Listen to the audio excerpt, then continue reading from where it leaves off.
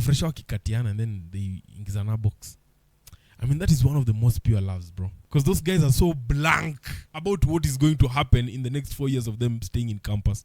Our joining in it to happen. So it's one of the most pure loves. Those guys are showing each other love. I mean, they're writing each other text messages, eating together. You know, time freshan and the kula chafua pamoja. Before this other freshan notices that there is this other way of life besides forex. Rejection is worse than heartbreak. Rejection doesn't even want to make you try again. No, just so heartbreak, those guys go out. I mean, they tell their stories to babes and then it's like, oh, it's so pity. Then the babe is like, this baby that gives you a nice friendly, or this babe just takes you, man. I'm not going to go down on one knee because this is something I'm going to stand up for. And I mean, I chose you not because I wanted to, but because I felt like you're the best option for me. Damn, bro, I hit this bitch with these lines and I'm like, fuck, this is not happy. But the first one I remember where I got it from. And then I look at her, like, this, I'm serious. I mean, I don't know, like my very serious girlfriend. Damn!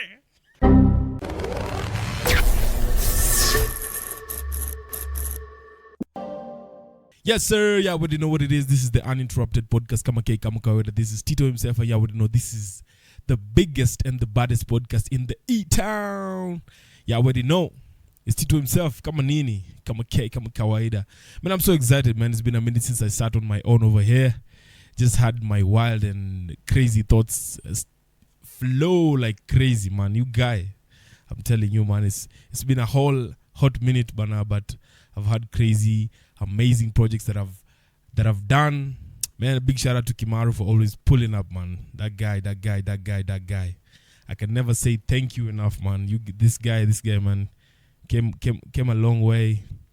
Yeah, it's been a big time thing, man. Me and him kicking it. We've done multiple events, brah. What are you talking about, man? Me and him just hit it like how many events we've done? We did Beats and Hearts. We did Sahara. We did Domino. I mean, we look forward to do Friends and Lovers. We look forward to do Domino again. We look forward to do Sahara again. And just so you know, man, you guys gotta be ready. It has to be in your mind that Sahara are doing it again, man. You guys have to pull up, man. The first one was amazing. It was so fucking amazing. So these guys are planning a second event on the 13th of September, next weekend. Bruh, you better make a date. The location is Noble Hotel from 3 p.m. till late in the night, bruh. Guys gotta pull up, man. Let's show support. Let's show love to these guys, man. It's Sahara. They're doing it. Afro House is the vibe. They're bringing us new and amazing DJs. We're going to see Tenson. We're going to see DJ Ian the DJ, you know, and quite a number of other DJs that are going to pull through.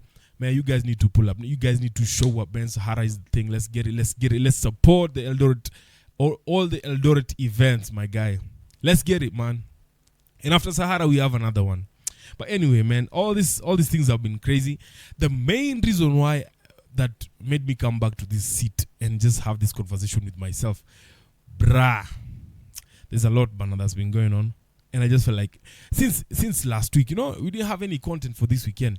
So I was feeling like, why waste all this time? Why not just do it? I mean, why not just sit down, just plan for this and just do a nice session, banana, even on my own? Because I understand how much I love speaking. You understand what I'm saying? So, first things first, man. I got to talk about it, bro. You see, the other day, so there was something that was going on at Obina show. So, I'm going to share the video. I'm going to share the video. I don't know if I will or not. I'll just try and put it up. So, Colonel Mustapha pulled up with the Noti flow on this show. So, they both pull up. They had a small chat. Nini Mustapha has had the best. His life has seen better. If you know what I mean. This guy was in Nairobi Diaries. This guy was a superstar. This guy was that one guy that chicks wanted to be around. I mean, one time I had him say that he's that one guy, if he's with a chick, he gives the chick the star. Because he says he was with Huda, he was with Noti Flow.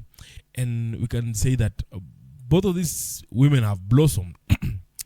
I don't know how Noti Flow has blossomed, because Noti Flow, I think, has had his rough part of life when, I think one time she was bi, if I'm not wrong, when she used to hang out with this violent chileo mwenye alikuwa nakaga naye. So I can't really tell her because I was not so much into this kind of thing at that time.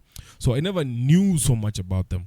So what I'm actually trying to point out is, so Mustapha pulls up with Noti Flow, and I'm saying this confidently because I feel like this was Mustapha's idea. Noti Flow didn't want to go for that interview. So Mustapha might have talked to, this is alleged also, Mustapha might have talked to Obina and told Obina, man, nakamisho yako man, siungiita tu Noti Flow mazie nikam tukae naye hapo kidogo, unajua nini, a little bit of traction and all that, because this guy has seen the worst of life. I think his mom has been sick, he's lost like quite a number of things. Ameenda mpaka akafanya mjengo huko, akaenda huko hivyo sijui status, akafanya ngoma fulani Diambo. I mean, all this shit that happened, the whole rigmarole that has just been around his life has been crazy. So this is the thing about Mustapha. Mustapha is trying to get back the traction, man. You see, I'm not saying this in a bad way, but I feel like if he came back to the music scene, he won't make sense to majority of the masses that are now consuming the Kenyan music. Because most people that are consuming Kenyan music, they are hanging on a certain type of genre of music that is really either trending or sounding so good. Because in Kenya, you can tell, there are guys who have the musical mantra. If this guy went to Traska Project Fame, he wouldn't have made it because they would have said this guy doesn't have the perfect voice. But this guy is a good artist. Like, he can prepare something really nice, present it to people, and people will listen to it. Like, for some reason, let me just say, you see, this guy who did Backbencher, Nani, toxic lyricist. If this guy ever went to Traska Project Fame, he'd never have made it. Those type of genres don't go through music competitions and all these things. These are the guys who come from the underdogs, because people love the underdog stories. They come from underdog stories, guys blend into them, and then they embrace it. That's how much this guy has been embraced, Bana. For the past 1 year, this guy has just had his stars aligning one by one by one by one by one by one. Not even a single point has he had that backseat. Because ukisikiza mangoma zake zote, there's just that part that almost more than 1 million people relate with. Backbencher, Dania, whatever. Get what I'm saying? So I feel like if Mustapha knows at the back of his mind, his time with music is as gone as the eclipse.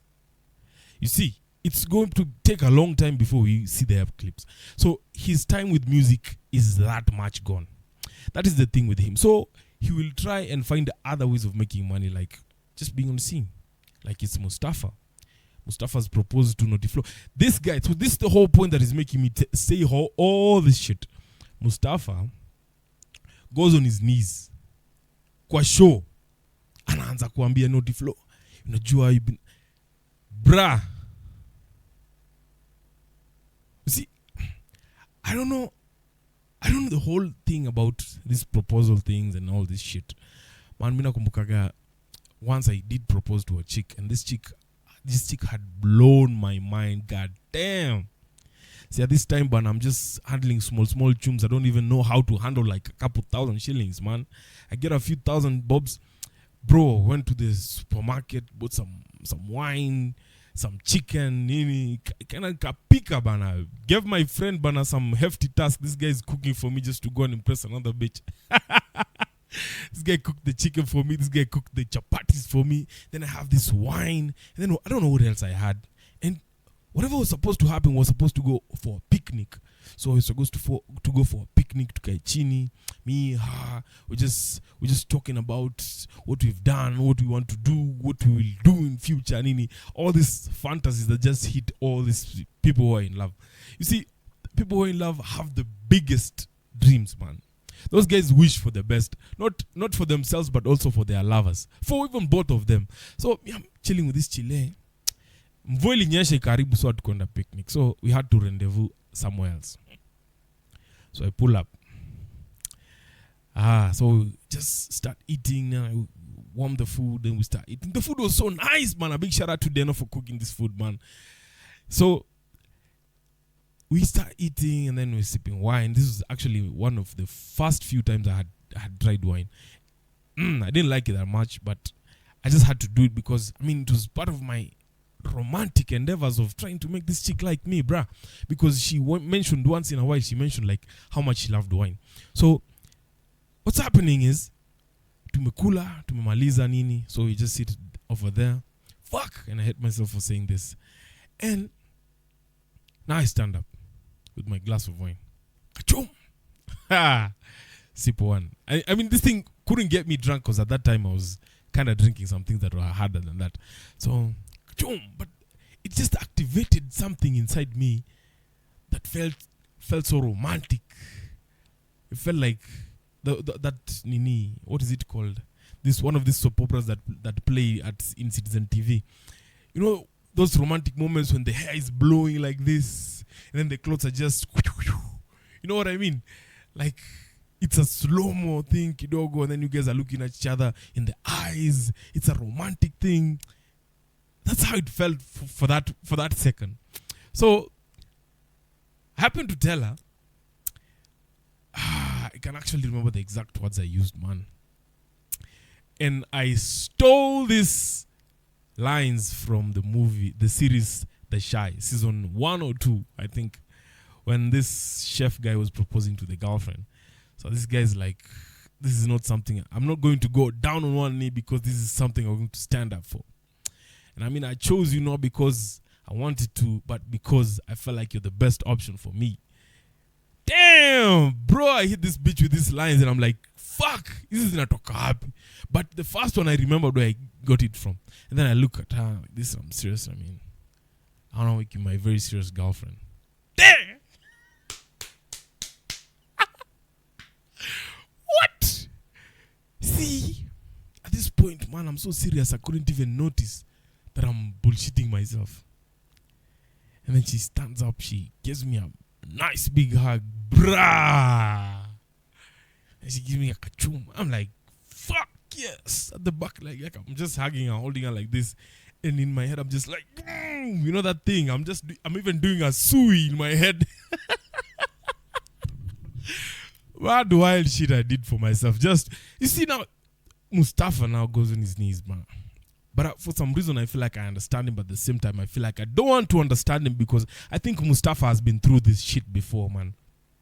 Mustapha is not those guys who should propose like that. I mean, he's more of, I mean, a gangster from Coast is not a gangster that much because, I mean, they have this softy nature in them such that you just see that softiness speaking out of them. It's not even them. The softy nature just, you can even smell it.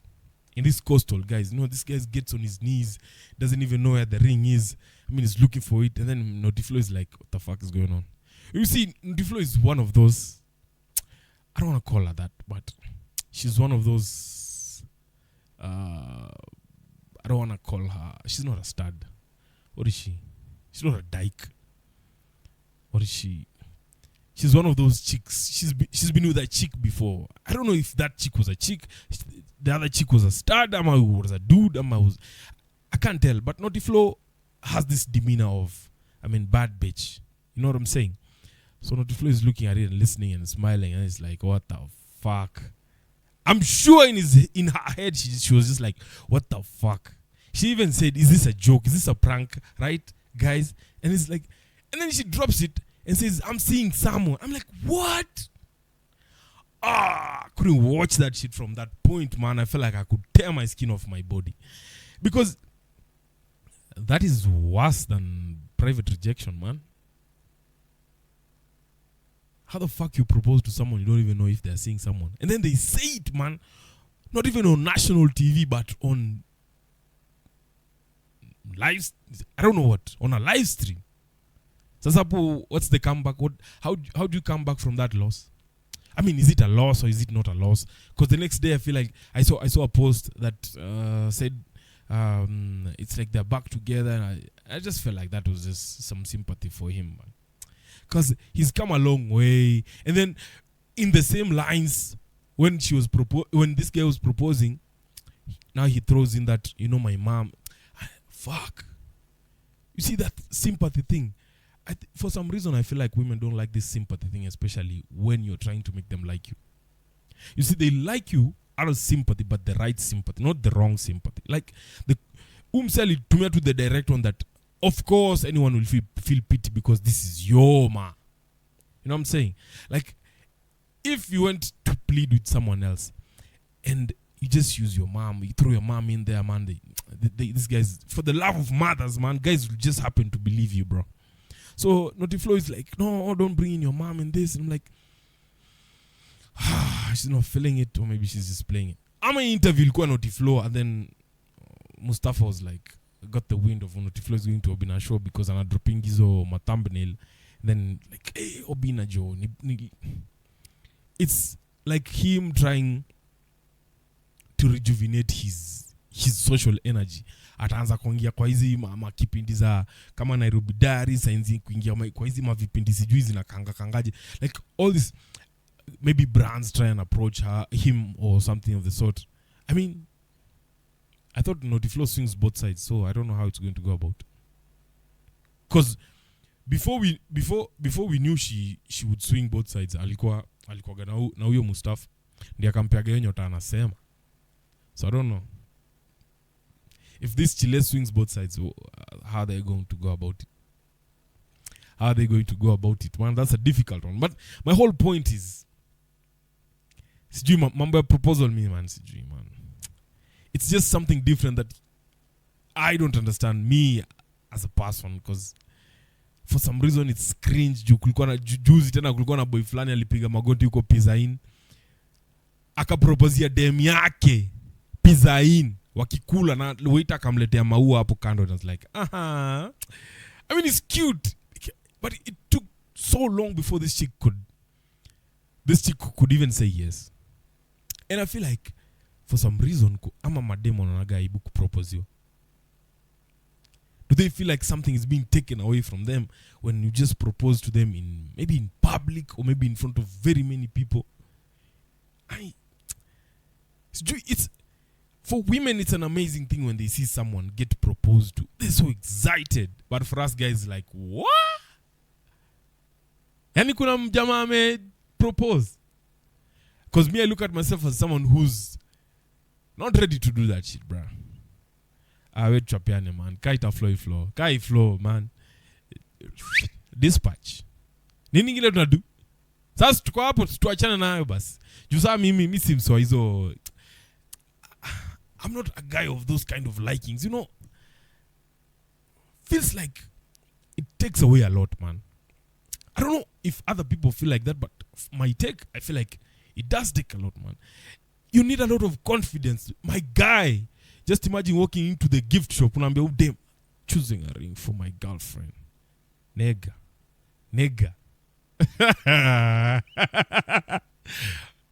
Chago a ring, and then you just give me a nice kiss for this ring. Then she looks in the boxes, removes a nice kissing, gives you, put the ring. Now you plan with her friends or your friends. Now how are you going to surprise her? Hell of an effort, man. It's just, Syria, kuna wale wase yenye, acha nikwambie. Una zile ma relationships za ushago hizo ndo zi blossom. Unacha kijamaa anaendeshanga tu peng huko hivyo ushago, na udem kumbe ni demu wa kibanda mahali ama ni dem tu wa mtaa, amekuja akamlike nini zile za anamtaka, akampeleka akamspoil kidogo, akampigisha masamaki hapo hivyo matilape ama nini akamlike design ile ajabu juu amekula design yenye hata haikula kwao labda, and then she just wants this guy. You see, it's a time is sijui, but there are those that blossoms. Maybe those jamaa wenye wamemake it na hizi mavitu wanza tuambia juu hadi nakumbuka my guy. You see, there's a point, man, I was so in it with the same chick that I proposed to, like, be my bae. Man, we used to write each other letters, man. It used to be a cute thing, man. One time she was mad at me, she writes me a letter. Brav. I didn't even feel bad. I felt good because she wrote me a letter. You guy. Shanga udewa nakuita baadaye even nakwambia I have something for you, and then she slides something in your hand. It's like, says goodbye. And then isa umepanda matatu, unasema hata sifunguli kwa matatu. Woi acha nifike nyumbani. Nafika nyumbani nafungua hivi. Bro, it's a disappointment letter. And this is a fucking grown up who can tell me this shit in my face. It was some stupid shit I can't even say because it's so obvious. It will be so obvious. And she lamented. She told me how much she likes me. I mean, she told me how she's looking at me from a distance. What? Bro, I didn't feel bad. I didn't feel like I disappointed her. I felt proud of myself, man. If a chick could write if a chick could write that shit for me, man, I'll take time yake. Choose the exact right words, man, just to speak about me. Man, are you kidding? And then she says the best things about me, man. Yeah. Bro, man, I can't even imagine wrote letters like that. And one time I was so mad at her, man. And I'm sitting down, man. And then I'm telling myself, kwa nini napende udem? You see, that's how nika acha kujam. Instead of writing that kind of letter ya disappointment, bro, I wrote a very nice letter. Very nice, passionate, heartfelt letter, man. Nikakuwa zile za hadi nikasikia wivu bana, nimemwandikia vizuri sana mpaka nasema udem si atasoma hiki kitu na kiburi sana. But I did fuck, I even had one red diary, man, that I could just, sometimes those punchlines just come across your head and you're like, intasawa. Chapisha chini. I had this red diary just writing punchlines after punchlines zile zenye ndazitumianga tu pole pole. Sometimes you hear one somewhere and like, oh shit, this one can start a fire. Then you just write it down. Nigga. I just don't know. Yeah. You see, crazy thing, I've been having a wild idea of doing an interview. I mean, I've done quite a number of interviews, brought guys who've never even been in front of cameras, and then they sit with me, we tell stories. I always try and make this thing as organic as possible, such that someone is in their element. At the same time, this thing is cool. That's the best way to get someone in an interview. Yani afilika, whatever you guys are doing, it's such an amazing thing, such that hana shida kongea. You know what I'm saying? So, I've been having this wild idea of interviewing a hooker. I've had an encounter. I've had couple, not even a few, multiple encounters with hookers. Zile za umepitana nao tao, escapades za late night. Like sometimes umeshuka tao, mnaenda kudishi, mnapatana nao, mnacheka wanakukatia nini, for a second uko wegede kidogo, mnapiga story. You make fun, mnacheka, sometimes, I mean, all those encounters. And, I felt like this thing is not something that happens just ati life imefika mwisho. Sasa mtu ameamua kuwa hooker. Never. This thing is something that starts either from a traumatic point or something at a point where they didn't have an option at a very early age. Because missioni ati umefika 50, 40 alafu unasema utakuwa huko. Nani? Because think about it. If somewhere in Kenya it's alleged that kids under the age of 18 are being sold to truck drivers and all these guys who buying, I mean, you see this pedophile thing that we always hear, it's being condemned and being prosecuted in the States. That thing is happening in every place. I mean, kuna some of our friends, when they know this kind of crazy stories. You unasikia? Because I had someone saying that in a group of kids, like put it in a group of maybe 20 kids, let's say 10, maybe one has been abused. For some reason, na haitaijulikana because it's so embarrassing first for this kid to ever tell this story. And they can never come out and say it because I can imagine how it feels just to be abused, like either male or female. It's not a good thing. It's something that should be very, very much condemned and prosecuted. These people don't even deserve life. They deserve death. So, mi niko na idea kutavyo hooker. I just want to know, man. Because mi niko sure ile encounter watu wako nazo si encounters za kawaida. Atakwambia the wildest encounters. And if any hooker will ever watch this before I interview that hooker, or if you watch this after I have interviewed a hooker, come let me interview you again. Let's have a chat. Let's sit down. If you want to be anonymous, agendo, you'll be agendo. You'll cover your face nini. Hizo mafutu zote za movie na hizo ma documentaries za or lami, we'll do all that shit, man. Even if it's voice changing, we'll change that fucking voice. Tuko na effect hapa. Si ati sina effect. Effect iko, man. Effect iko. What the fuck? Okay, ifanyi, but inakuanga. So the whole point is, man, I just wanna sit down with the hooker and find out, man, what goes on, man. Because today I've seen an incident in Kisii. It's not the first time. Like, kuna raya fulani najua. So umraya siku moja zilimshow alikuwa na demule on and off. So dem on and off ameishia mtaa. So because of the usual disagreements and whatever. So dem ameishia mtaa. Kwao sasa juu alikuwa anakuja kwa raia. Umraya maze uski mangere mzikampanda kidogo akasema, ai, miska hivyo, man. Acha nitafute solution, because the five fingers of pleasure couldn't even give him enough of the pleasure he wanted. I mean, there's just that different kind of drive that kicks in, especially when someone gets horny. You know, there's nothing as dangerous as a desperate horny person, man. This guy will go beyond limits. Atachukua hizo masalary advance kusijui kulipa nani ama kutafuta nani akuja tumefea sijui kuja wapi nini. These desperate horny guys are so fucking dangerous. These are the guys unasikia kidogo sijui alishika sijui kazini yake ama dada yake ama sijui. Those guys are fucking dangerous. So this guy hala za hooker. Na hala hooker. Ukamtaa wale wanajulikanaga hiki ni kihuka hiki. Akamuita. So anamsho ni aje nini unajua wifi yuko leo mazena nikubaya nini.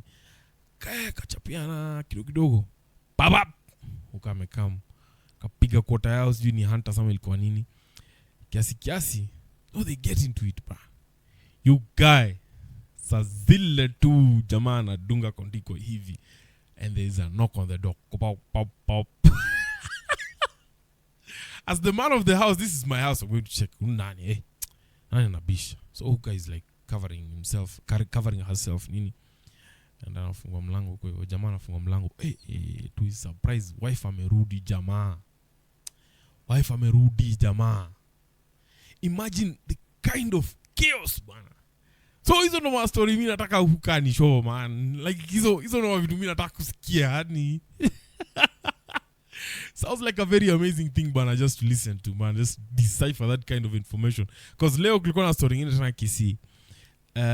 So this guy is juni lojo. Ni juu ya club ama sijui nini. Hizi malojo zinakuwaga tao. Window jafungwa, jazima stima. Mastima kwanza ni papu. Nikaezeka hiyo video hapa, by then nitapewa community guideline. Sasa, mraya yako kazi. Hapa tu. Na anapigwa recording hapo na jamaa jui. Because I think most times when guys do such shit, man, you need to be in a different state of mind, bro. Either drunk or high on drugs, man. Either of the two. Those are the only two things, man, that will spearhead your thoughts of trying to get in crazy encounters like that. But kuna wale wase, man, wasa wanafanya hivyo. Juadi kuna msali niambia kuna majama huenda kwa mahuka zile za deni. Anamwambia, kubaya leo, fanya hivi. Wewe ninyoroshe, mimi nipige, alafu tasort kesho. The audacity, man, of even getting pussy for deni. Nigga, that's some different kind of guts, man. That's some different kind of guts, man. You see, it's a wild thing, man. When you saw me, I just wanna link up with a hooker and chapiane tuongee my story. It would be amazing, man. Yeah, I mean, why not? Why not? It's an interesting thing. Because think about it. Where have you ever had this kind of stories, man? Huh? Umesikia wapi? Ulisikia wapi? See, those are the kind of things that I want to do, man. Just get into it with the hooker, man. Imagine. Hey. Like it's a shidangu ni. Man. Okay, anyway, we'll get there when we cross that bridge.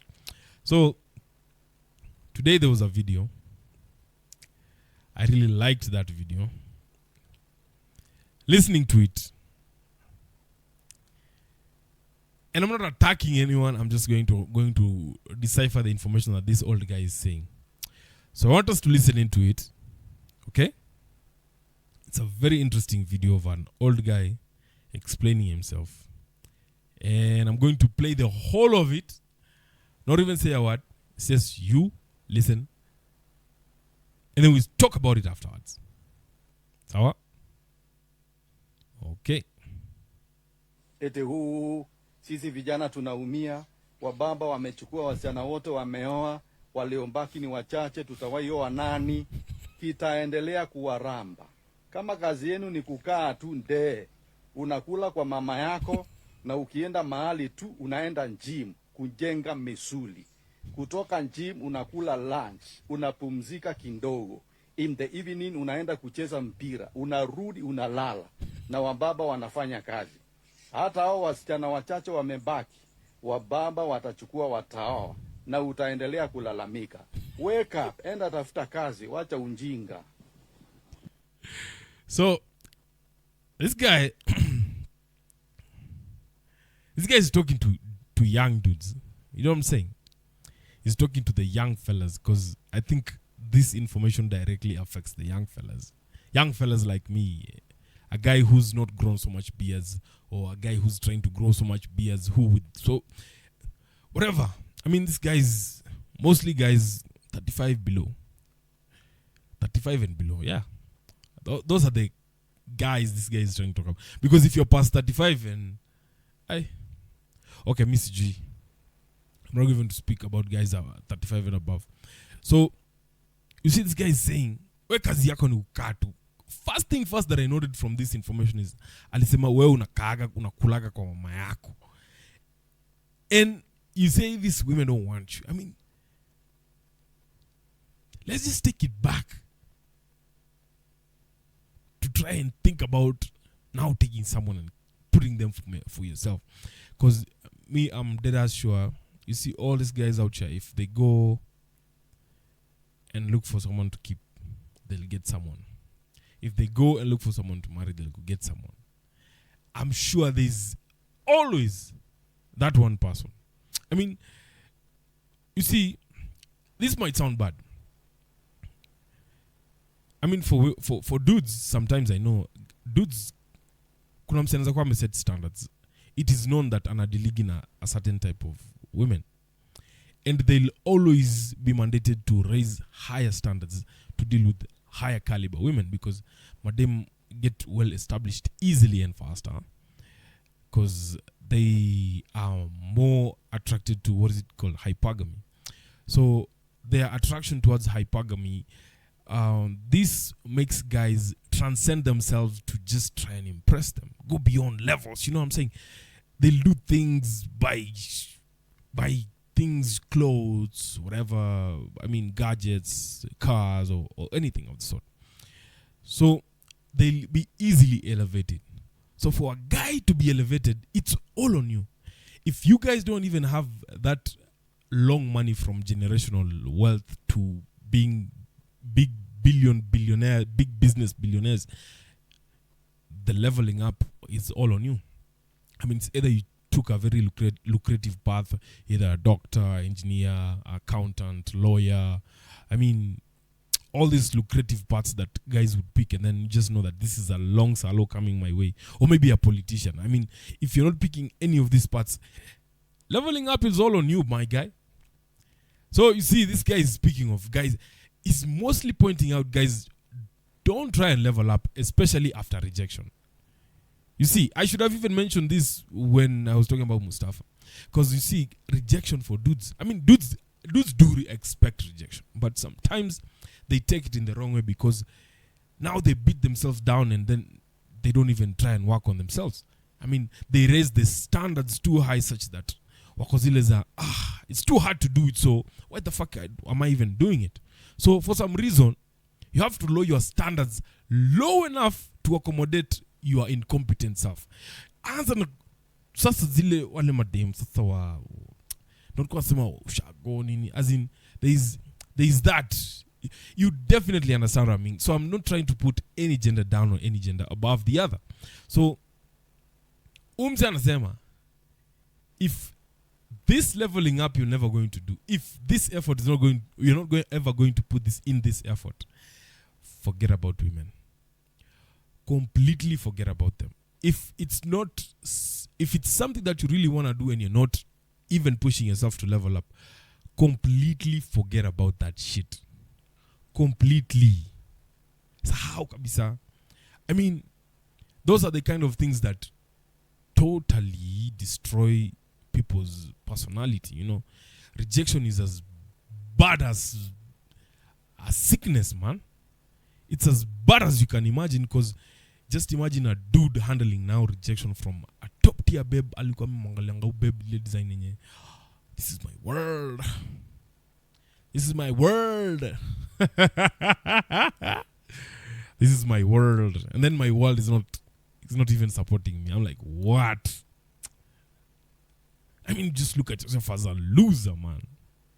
I mean, I can't even explain it, man. This guy has just said it so well in different but harsh words.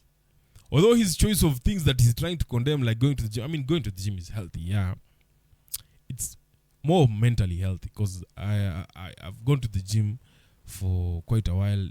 Then recently I got back to it for like 2 months, and those are the most pure mental moments I had, man. Because I could actually see myself grind, because I also play ball. And when I play ball, I mean, I'm so dedicated while doing it. At the same time, this guy is mostly pointing out the whole thought of working on yourself. And it's a difficult choice, especially for guys who've faced rejection. Me najua, man. You see, rejection is worse than heartbreak. Rejection doesn't even want to make you try again. No, so heartbreak, those guys go out. I mean, they tell their stories to babes, and then it's like, oh, it's so pity. Then the babe is like, this baby that gives you a nice friendly, or this babe just takes you, man. You know, you know what I'm talking about. And this is a wild thing, because right now, I think saindo mafresha sawa naingia campus. Man, miss kupata excitement ya mafresha. Vile unaona waswali get your excitement, yani ile ya campus, any big thing. I didn't get that thing so much because me going to college was back and forth, especially with my pops. So mimi nimeona mafresha wanaingia, and this is not the time. This is the one time that I've seen a different caliber, because the young parents are now taking their kids to college. I mean, eventually it was to get to this point for the kids to go to college. But now the young parents, I mean, they know how ugly it is. These are guys who've seen campus in that era where, I mean, there's bad manners in campus. So they're taking their kids to campus, and then it's all fun and games. I mean, but I'm sure most of them have not even shared the kind of life these guys are going to get in campus. Because I know campus is not a joke. Sasa ndo watu wanaanzaga, that is the time they blend in, and they start now understanding the theories of nilinama sapa. I mean, all eras of campus times watu wamekuwa na stories zao za kuinama. I mean, wajifunze forex. I mean, they get to learn to scam others. They now become thieves. They now become all these different characters that they didn't pick coming from home. Now they're coming to pick maybe in the city. Mtu ametoka sijui wapi, now is going to Nairobi city, going to UON, mtu ameenda KU, mtu ameenda JKUAT, mtu ameenda Egerton, mtu amekuja Moi University, mtu ameenda University of Eldoret, mtu ameenda sijui Kenya Poly, mtu ameenda sijui Pwani University. All this, imagine all this campus. You are going to a different dimension of life. You're going how to deal with the ruthless and the people who don't care where you came from, because I mean, survival for the fittest, isn't it? That's the whole thing with campus, because I don't understand. Kuna wasoenda kusoma huko na kuna wasoenda kujanjaruka huko ndani. Because campus turns out to whatever you make it, man. Whatever you make of campus is whatever it'll turn out to be. Because how else do you describe the characters that guys pick? kuna mraya fulani anafanya content kwa TikTok, anatafuta mademu wa sawa, anaonyesha kwa page yake, so he's just parading these chicks, not in a bad way, anaonyesha vile ameiva nini. So there was one, she was called Cindy or something, I can't really remember the name. So this chick is there, it's like I didn't even want to listen to what she was saying, because I felt like it was total bullshit from the beginning, because she was bragging about her booty, and I was like, your booty? Kuna mse tunaongeanga naye tunaambianaga, one day when you finally decide that you are now going to marry, please book a bus. After ushachagua mtu wako, please book a bus and then travel to Nairobi. Don't go far. I want you to go to 2 different places. Number 1, enda usimame hapo archives hapo mbele hapo hivyo. For 1 hour, just pretend like you can smoke a cigarette for 1 hour outside archives and see all the beautiful babes that will pass there. And then please think again. If you want to marry, think again. But then nilitaka hapo na nikasimama one time. I was waiting for, you recall, one of the few times nimeenda Nairobi peke yangu and I don't know where I'm going. So I'm waiting for that one guy who's coming to pick me up in town. Shivambo, big shout out. So Shivambo anakam kunichukua tuende sijui Madaraka ama sijui kwa wapi. I can't remember. Bruh. My guys, all ladies, man. I mean, what? Hey, it's going to be a difficult choice, especially for guys like me. For me, not guys like me. I don't know other guys. For me. So I'm a fresher. I mean, I love it. You see that pure. You see my fresher when they pull up now. My fresher wakikatiana and then they ingizana box. I mean, that is one of the most pure loves, bro. Because those guys are so blank about what is going to happen in the next 4 years of them staying in campus. Our joining in it to happen. So it's one of the most pure loves. Those guys are showing each other love. I mean, they're writing each other text messages, eating together. You know, time fresher and kula chafua pamoja. Before this other fresher notices that there is this other way of life that I can live of not eating kata. I'm not going to say who. I'm not going to say who, but it will eventually happen. I mean, there's that phase that comes when now people start opening their other optical nerves. They see other things in life while still in campus and then start exploring. I mean, we've heard of such. There are guys, I know there are dudes who will genuinely go to campus to graduate, but watafika katikati and then they discover this one thing besides Forex that they will do and make them a lot of money and they just drop out. See, like most artists in Kenya, I mean, there are some of them that they tell their stories and I just started doing this, started acting, started singing, and I had to drop out of campus, started doing content, dropped out of campus, and they make wild money. All those guys, I mean, I wish you well. Your parents will be disappointed in you because they don't expect you to pick that path, but you will pick that path. There are those who will just now become thugs. Thugs, real thugs. Thugs in the street now, we wanna nyonga watu, wanna doing all those kind of crazy shit because, speaking of which, Nairobi is now becoming a hotspot for theft. I mean, for burglary, for all this kind of bad stuff that is happening. Nairobi is a hotspot. Hotspot. Nasikia paka mjaka mfine alikuwa anasema wale wezi wa kupaka watu shonde wamerudi CBD. I mean, hizo vitu sijui nilisikia sijui 2014 ama sijui 2013 huko hivyo ati wezi wa kupakana shonde, wale wa kukuja na syringe, wale wa kukuja sijui na nini. All this, those guys are back. Yani guys are bringing back old tactics just to survive in Nairobi, bruh. I mean, Nairobi is one of those places, but I really want to stay in, but at the same time, I don't want to go there because of this kind of shit, man. Let me stay in this most humble town where burglary is a vocabulary in the problems that we have. You guy, imagine sasa msana kuja na kisu anakaa kuibia simu. Simu ifanye kuja na kisu kumanana zako. Cha ujinga. I mean, it's a bad thing. It's a really, really bad thing, man. hadi juzi kulikuwa na video ya mzungu amenyang'anywa sijui nini, wanakimbiza jamaa kaanguka. What? You know, Nairobi is the only city that has a national park within the city. I mean, you're going to make all these tourists run away, man. And then what happens? Hey! I mean, most recently there's been a trend of wazungus coming to Kenya, man. Like, wase kutoka state wanakuja Kenya, wase kutoka Europe wanakuja Kenya. Kama kuna mraya fulani amehamia Rwaka, hadi ameanza kufanya podcast. Amekuja Kenya kufanya podcast. Hey.